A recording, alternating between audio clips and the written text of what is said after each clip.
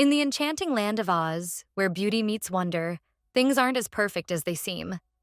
Beneath the shiny cities lies a tangled web of secrets and unfairness. Enter Elphaba, a girl with green skin who stands out as a true oddball in this world. Despite being teased, she's super smart and fiercely determined to fight against the prejudice she faces.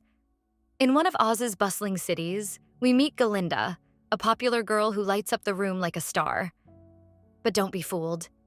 She's also wrestling with doubts about her life. Everything gets a little chaotic when Elphaba steps into the university scene, her striking green skin turning heads.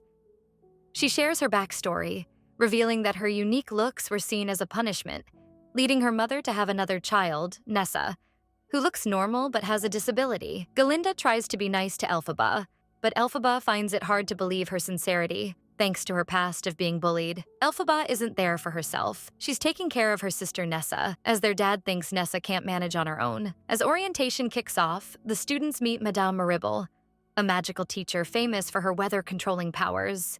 Galinda is enchanted and rushes to ask about magic classes, only to find out they're for the truly exceptional, something Galinda doesn't quite qualify for. After orientation, the students headed to their rooms.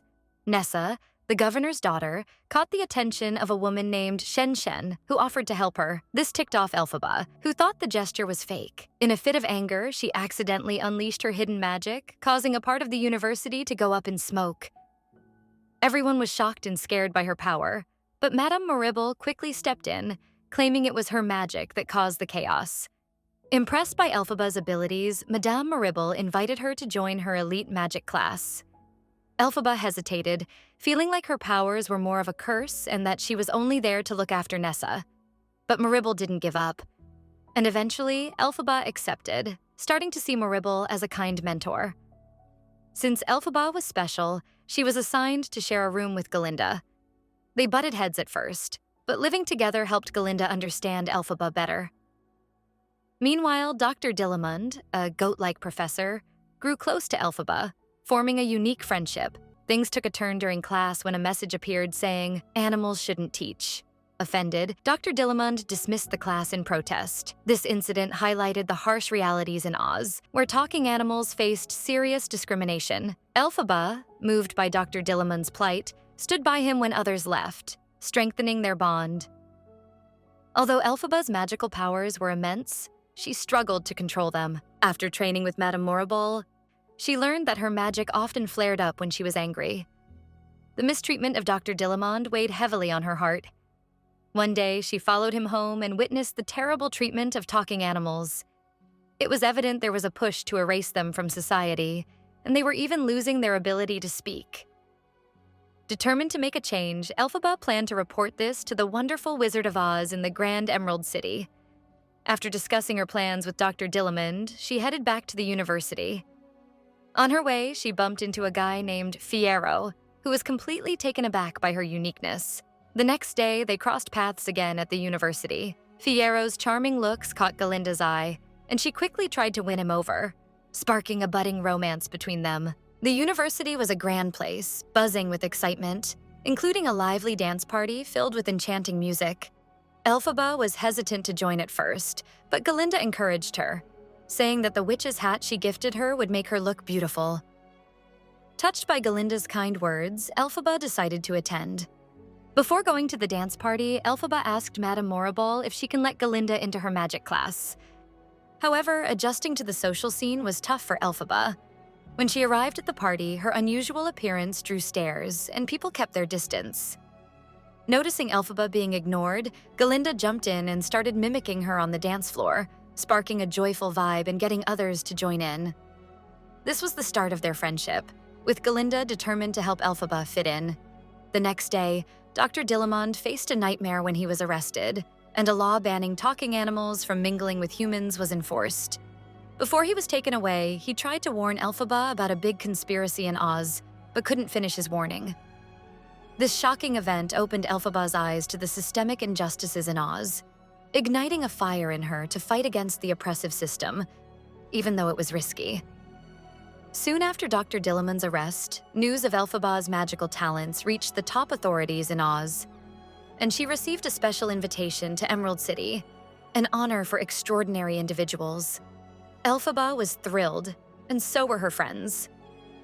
As she got ready to leave, several people, including Fiyero, came to see her off. Fiyero began to admire Elphaba more and more, drawn in by her kindness. After saying goodbye to her friends, Elphaba boarded the carriage that had come for her and generously invited Galinda to join her. When they arrived in Emerald City, they were welcomed by a vibrant metropolis shimmering in green, filled with seemingly friendly faces. Their arrival was celebrated with excitement, showcasing the city's high esteem for them. After the lively welcome party, they found themselves at a massive gate. As they strolled down grand hallways, a bunch of monkey soldiers lined the sides, making Elphaba second-guess her choice to meet the fabled Wizard of Oz. Once they entered a gigantic chamber, a giant face loomed before them, startling them. But as Elphaba introduced herself, the wizard turned out to be a seemingly nice guy, ready to welcome them with open arms. He asked for Elphaba's help to use her powers for the good of Emerald City. However, their visions clashed. Elphaba wanted to liberate talking animals from oppression, while the wizard had other plans. To win her over, he gave her a simple task: animate an object using magic. This is where the winning scene of the film happens. The wizard pointed a spellbook called the Grimoire, and upon Elphaba's presence, the book opened for her. Elphaba was able to read the ancient chants and cast the spell. But little did she know, her success was just what the wizard needed to intensify the oppression of talking animals. Soon enough, the shocking truth hit her. The wizard was a manipulative, power-hungry fraud. Instead of helping, he aimed to exploit her abilities to silence the talking animals and treat them like mere beasts. Furious and disillusioned, Elphaba decided to bail on Emerald City with her friend Galinda.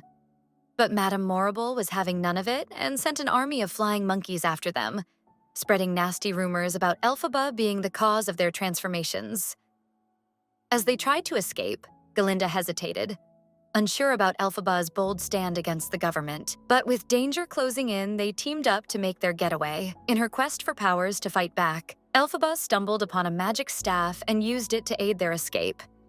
While she managed to slip away, Galinda got caught, and their paths began to split. Elphaba was determined to continue the fight against the oppressive regime, while Galinda, worried about the fallout, returned to Emerald City to stay on the wizard's good side. And that's how their stories took very different turns. Subscribe for more.